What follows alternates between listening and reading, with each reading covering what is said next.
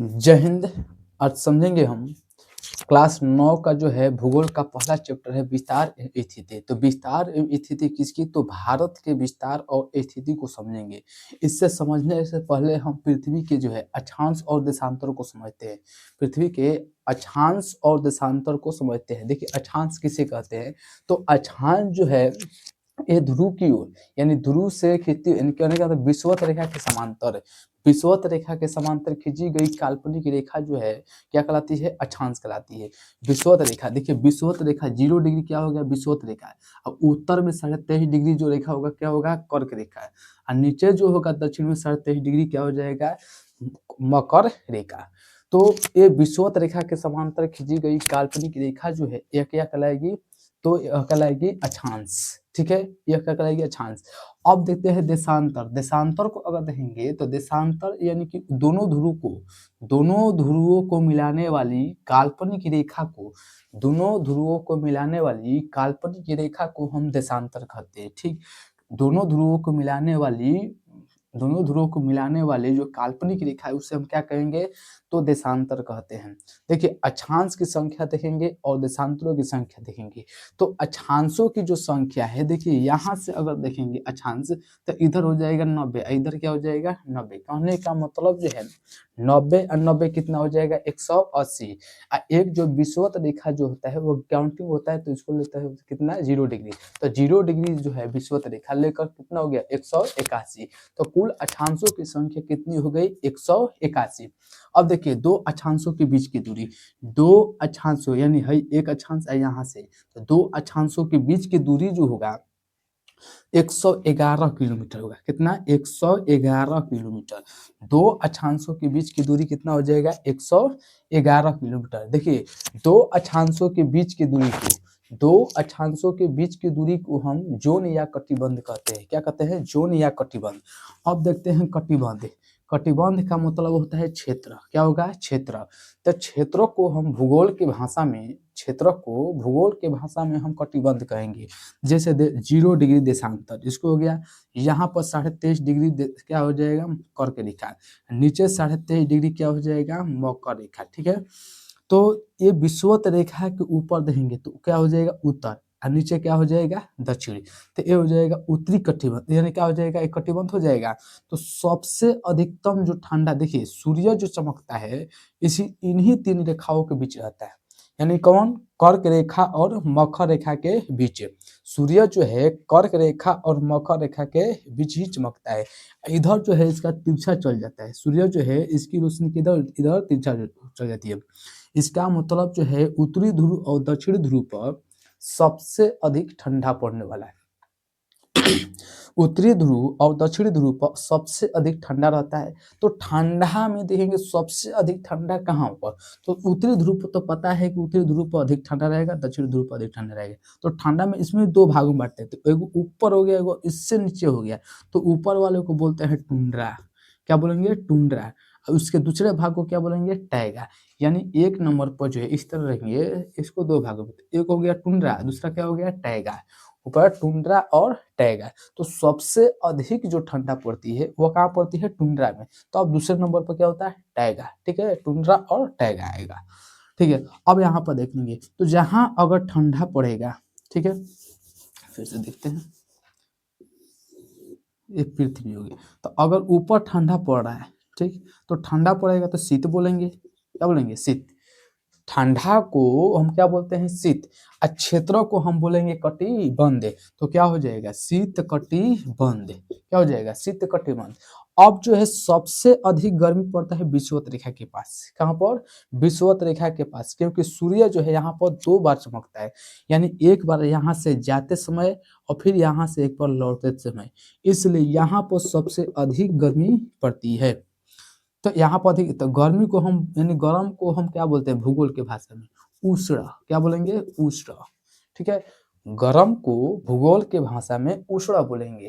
ठीक, और क्षेत्र को भूगोल के भाषा में कटिबंध कहेंगे। क्या कहेंगे? तो ये हो गया उष्ण कटिबंध। उष्ण कटिबंध, कटिबंध। यानी अच्छा नीचे भी क्या हो जाएगा? शीत कटिबंध। शीत कटिबंध। लेकिन ध्यान देंगे यहाँ पर इसको भी दो भागों में बांटते हैं, क्या हो जाएगा, इसको भी दो भागों में बांटते हैं। तो उष्ण कटिबंध यानी सूर्य जो यहाँ पर जब पहुंचेगा तो इतना उतना गर्मी नहीं रहेगा, इधर कुछ ठंडा रहेगा और कुछ गर्मी रहेगा, यानी ठंडा और गर्मी दोनों जो है इस रेखा के पास माने बराबर रहेगा। जैसे यहाँ फिर से हम बना लेते हैं, बड़े से बना लेते हैं।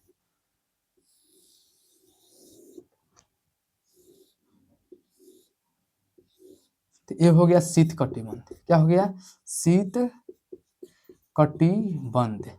ये हो गया उष्ण कटिबंध, उष्ण कटिबंध, कटिबंध। तो इसको हम दो भागों में बांटते हैं, इसको कितने भागों में, दो भागों में, क्योंकि इतना जो हो गया एरिया उष्ण कटिबंध हो गया, क्या हो गया, उष्ण कटिबंध हो गया।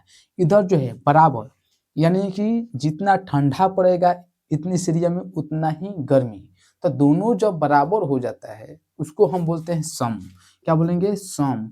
शीत यानी ठंडा रहेगा और गर्मी भी रहेगा, तो सम शीतोष्ण, यानी जो सम रहेगा बराबर, शीतोष्ण, शीत माने ठंडा, उष्ण माने क्या होगा, गर्मी, यानी इस क्षेत्र में दोनों ठंडा और गर्मी दोनों बराबर रहेगा, तो इसको बोलते हैं सम शीतोष्ण, क्या बोलेंगे, सम शीतोष्ण कटिबंध। अच्छा, ऊपर जो सम शीतोष्ण कटिबंध, तो दक्षिण में भी क्या होगा, सम शीतोष्ण कटिबंध, सम शीतोष्ण कटिबंध। अच्छा, नीचे की ओर देखेंगे तो यही होगा शीत कटिबंध, क्या हो जाएगा, शीत कटिबंध।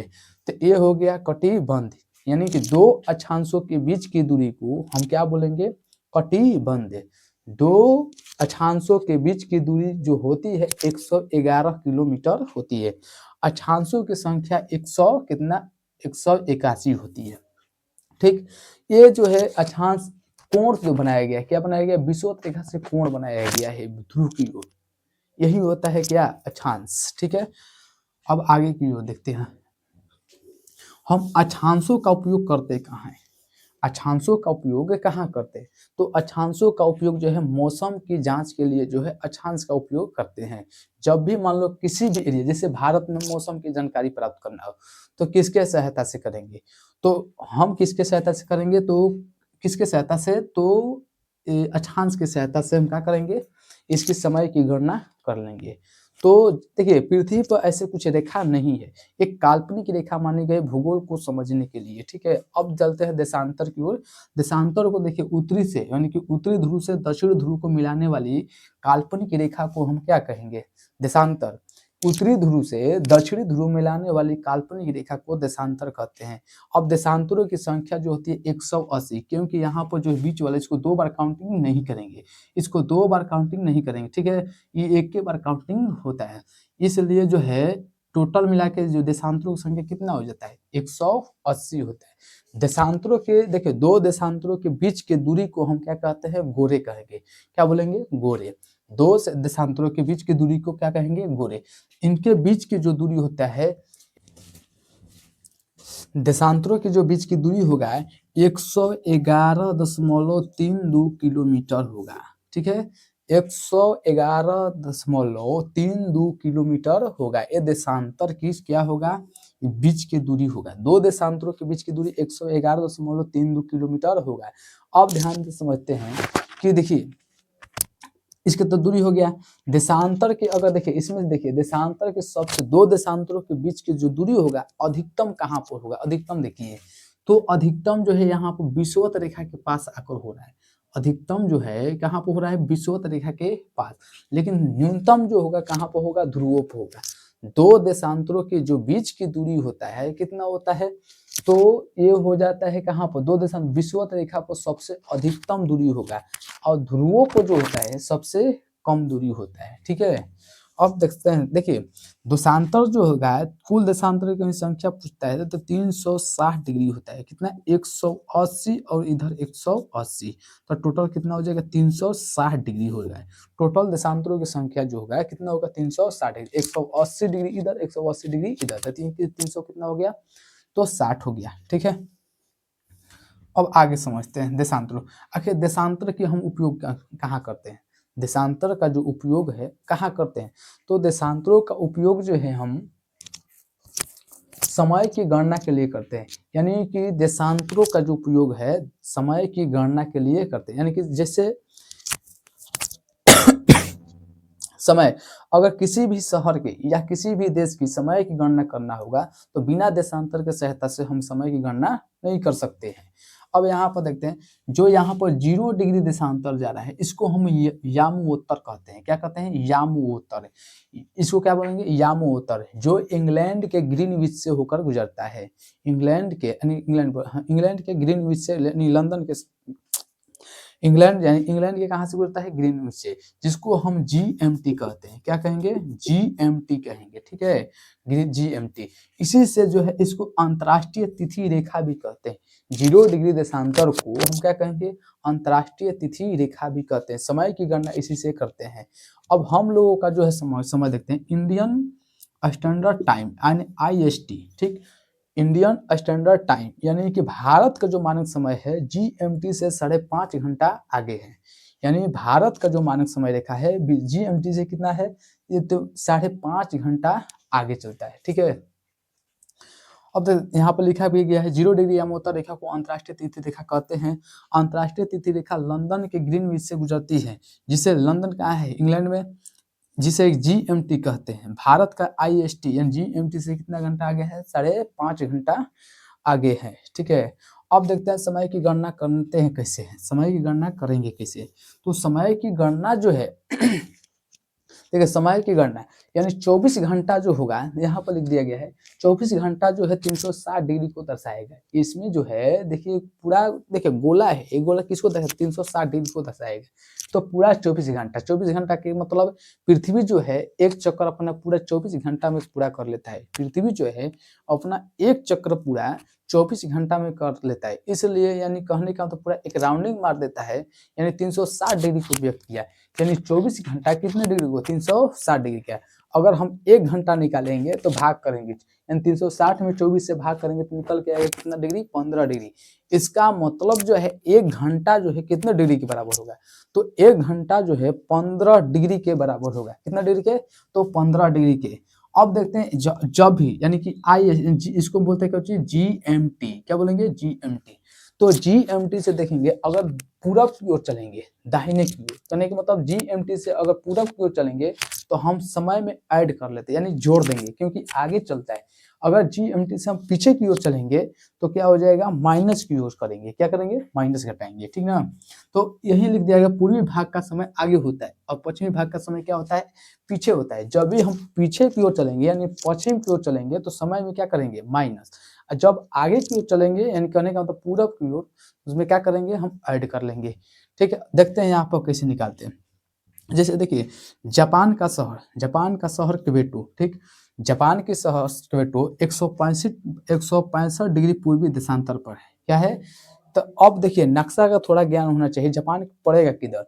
तो जापान पड़ेगा इधर पड़ता है। ठीक है, भारत के थोड़ा इधर चले जाएंगे, यानी कि करेक्ट तो नक्शा है नहीं, तो भारत के आगे चलेंगे यानी पूरब में पड़ेगा कोई चीज? जापान। ठीक है, तो भारत के पूरब में पड़ता है जापान। तो जापान की राजधानी है क्योटो। ठीक ना? जापान का शहर क्वेटो 135 डिग्री पूर्वी देशांतर पर है, जबकि भारत का शहर पुणे। ठीक ना? पुणे अब समझना है कि भारत के पुणे, यानी जापान के परिप्रेक्ष्य में देंगे तो कहाँ आएगा? पश्चिम की ओर। ठीक है, तो पुणे जो है 75 डिग्री पूर्वी देशांतर पर है। तो पुणे का समय ज्ञात करें, जबकि क्योटो का शहर कितना? क्योटो में 11 बज रहा है। ठीक, फिर से देखते हैं, जापान का शहर क्योटो 135 डिग्री पूर्वी देशांतर पर है, जबकि भारत का शहर पुणे 75 डिग्री पूर्वी देशांतर पर है। पुणे के समय ज्ञात करें, जबकि क्योटो में 11 बज रहे हैं। ठीक है, अब देखते हैं 11 बज रहा है तो निकालेंगे कैसे, यानी कि अब इसमें निकालने के लिए क्या करें? दोनों के जो देखिए, दोनों की जो देशांतर जो है इसका अंतर करेंगे, यानी 135 माइनस कितना हो गया? 75। अब बाकी 15 से हम क्या कर देंगे? भाग, क्योंकि ये जो भी दिखाएगा ये 1 घंटा को दिखाएगा। 1 घंटा में कितना डिग्री? 15 डिग्री। तो 135 में घटा दें, 5 में से 5 गया 0, तो 13 में से कितना घटेगा? 7, तो कितना बच जाएगा? 6। ठीक है, और बचेगा 1 बटा में 15। 165 यानी देखिए 135 में 75 को घटाते हैं, क्या हो गया 0 हो गया 6, ठीक है 60 डिग्री। तो 60 डिग्री बटा में कितना हो गया 15, 15 चौके कितना हो जाएगा 60, 15 चौके 60 यानी 4 घंटा। कहने का मतलब जो है हम उससे देखिए जो भारत के जो शहर है पूरे जापान के परिप्रेक्ष्य में क्या है पश्चिम की ओर, जापान के परिप्रेक्ष्य में क्या है पश्चिम की ओर। तो हम क्या करेंगे 11 में से 4 को घटा देंगे, 11 में से 4 को घटा देंगे तो दिन निकलेगा कितना 7 4 यानी 7, यानी इसका मतलब जो है पुणे में कितना बज रहा है 7 बज रहा है, ठीक है पुणे में कितना बज रहा है 7 बज रहा है, ठीक ना। तो ये हो गया अक्षांश और देशांतर। ठीक, अब आगे चल भारत की जो स्थिति को देखते हैं कि भारत की स्थिति क्या है। देखेंगे कि एक ग्रिड बनता है, यानी अक्षांश और इस तरह के अक्षांश और देशांतर को मिलाएंगे तो एक तरह के क्या बनेगा ग्रिड बनेगा, क्या बनेगा ग्रिड, ठीक है। तो इसी ग्रिड के बीच भारत कहीं ना कहीं मैंने इसी ग्रिड की कहीं मैंने इसी ग्रिड में कहीं ना कहीं भारत स्थित है। तो भारत को देखेंगे तो एक उत्तरी अक्षांश में क्या है उत्तरी अक्षांश। अच्छा देखेंगे तो गोलार्ध में पड़ता है, तो कौन सा गोलार्ध उत्तरी गोलार्ध, और नीचे क्या हो गया दक्षिणी गोलार्ध। गोलार्ध देखिए गोला का आधा, जैसे ये हो गया पृथ्वी कैसा है गोला है, पृथ्वी क्या है गोला है। अगर यहाँ से भूमध्य रेखा के बीच बीच पाते हैं तो ये हो गया आधा गोला, ये क्या हो गया आधा, यानी कि विषुवत रेखा जो है पृथ्वी को दो भागों में बांट देता है, पृथ्वी को दो भागों में बांट देता है कौन सा रेखा तो विषुवत रेखा, ठीक है। तो ये हो गया उत्तरी गोलार्ध, ये क्या हो गया दक्षिणी गोलार्ध। तो भारत की स्थिति माने किस गोलार्ध, भारत किस गोलार्ध में पड़ता है तो भारत जो है उत्तरी गोलार्ध में पड़ता है। तो देखेंगे यानी यहाँ से देख रहे थे कर यानी कि अक्षांश को, अक्षांश पढ़ेंगे तो अक्षांश और देशांतर से, ठीक है अक्षांश और देशांतर से जो है एक ग्रिड बनता है। देखिए दो यहाँ पर क्या बन रहा है ग्रिड बन रहा है, ये भी क्या बन रहा है ग्रिड, ये भी क्या है ग्रिड, यानी इस तरह जो है ग्रिड बनेगा, ठीक। तो भारत है भारत की स्थिति क्या है तो भारत जो है यानी भारत देखिए उत्तरी गोलार्ध में पड़ता है। तो भारत की स्थिति देखिए 8 डिग्री 4 मिनट से 37 डिग्री 6 मिनट, ठीक 8 डिग्री 4 मिनट से 37 डिग्री 6 मिनट उत्तरी अक्षांश, क्या है उत्तरी अक्षांश में यानी उत्तरी अक्षांश में, ठीक है। और यहाँ देखेंगे तो इधर जाएगा तो उत्तरी अक्षांश होगा, क्या होगा उत्तरी अक्षांश, और नीचे आएगा विषुवत रेखा से क्या होगा दक्षिणी अक्षांश। तो भारत जो है 8 डिग्री 4 मिनट से 37 डिग्री 6 मिनट उत्तरी अक्षांश में। अच्छा अब देखेंगे गोला यानी कि देशांतर क्यों देखते हैं तो देशांतर हो गया कौन से पूर्वी देशांतर में, यानी भारत जो है उत्तरी अक्षांश और पूर्वी देशांतर के बीच स्थित है, ठीक नहीं समझ में आया फिर से देखते हैं। ये हो गया यानी कि भारत को देखेंगे तो ये हो गया उत्तरी अक्षांश, क्या है यहाँ से लेंगे तो उत्तरी अक्षांश, यानी इस भूमध्य रेखा से देखेंगे ऊपर तो उत्तरी अक्षांश और नीचे हो जाएगा दक्षिण अक्षांश।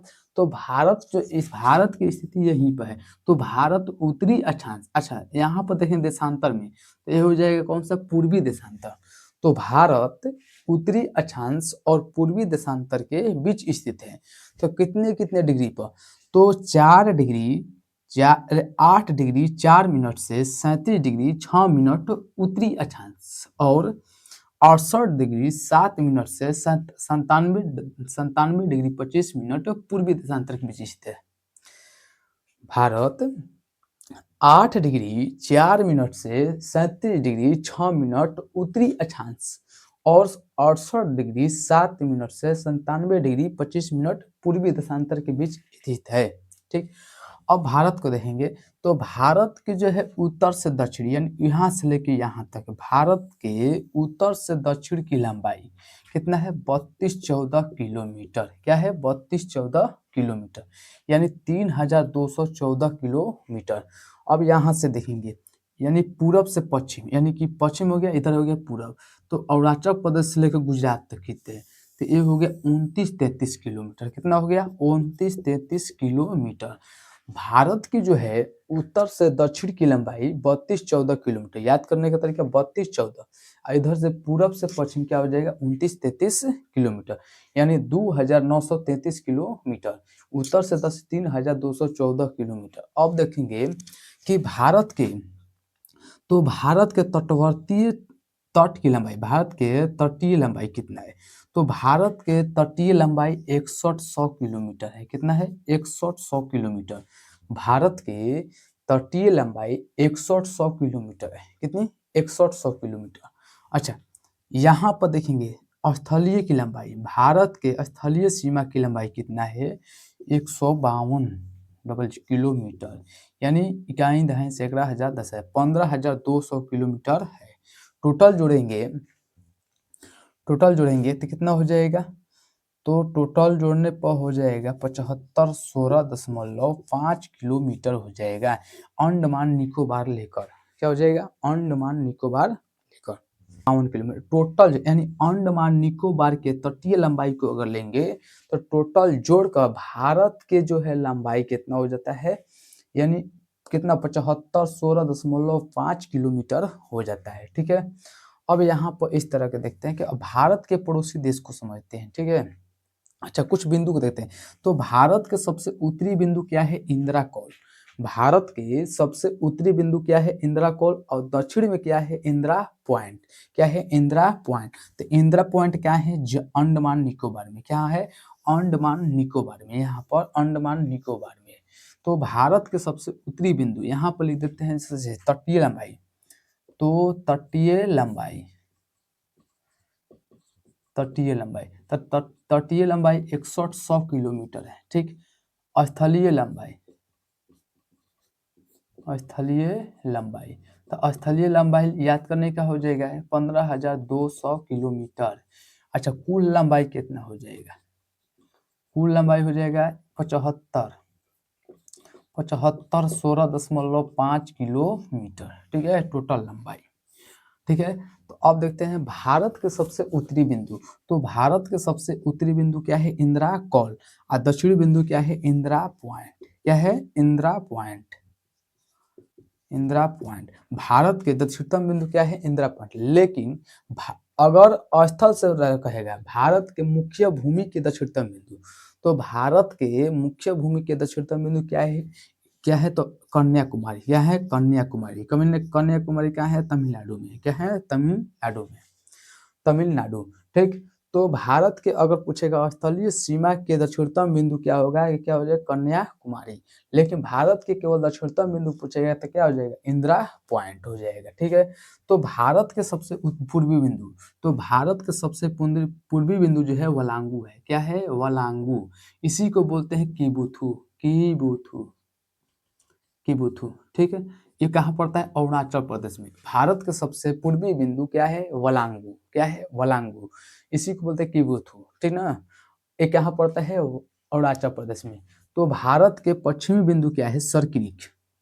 भारत के पश्चिमी बिंदु क्या है, सरक्रिक। ठीक, ये कहाँ पड़ता है, गुजरात में। भारत के पश्चिमी बिंदु क्या पड़ता है, तो अब देखते हैं कि भारत के, इसको मिटा देते हैं।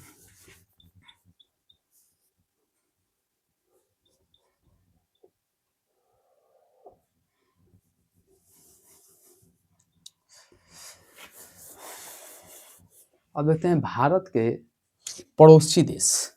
तो भारत के पड़ोसी देश कौन कौन है, देखिए भारत के टोटल पड़ोसी देश कितने हैं, 9। भारत के पड़ोसी देश कितने हैं, 9। तो कौन कौन 9 है, यहाँ से हो जाएगा कौन, तो पाकिस्तान। इधर देखिए मालदीव, इधर हो जाएगा मालदीव, श्रीलंका, पाकिस्तान, और इधर हो जाएगा क्या हो जाएगा, अफगानिस्तान। क्या है, अफगानिस्तान। मैं मालदीव, श्रीलंका, पाकिस्तान, अफगानिस्तान। यहाँ पर हो जाएगा कौन, नेपाल, भूटान, यही हो गया बांग्लादेश। क्या हो जाएगा, बांग्लादेश। इधर हो जाएगा कौन, चाइना, इधर हो जाएगा म्यांमार। क्या हो जाएगा, म्यांमार।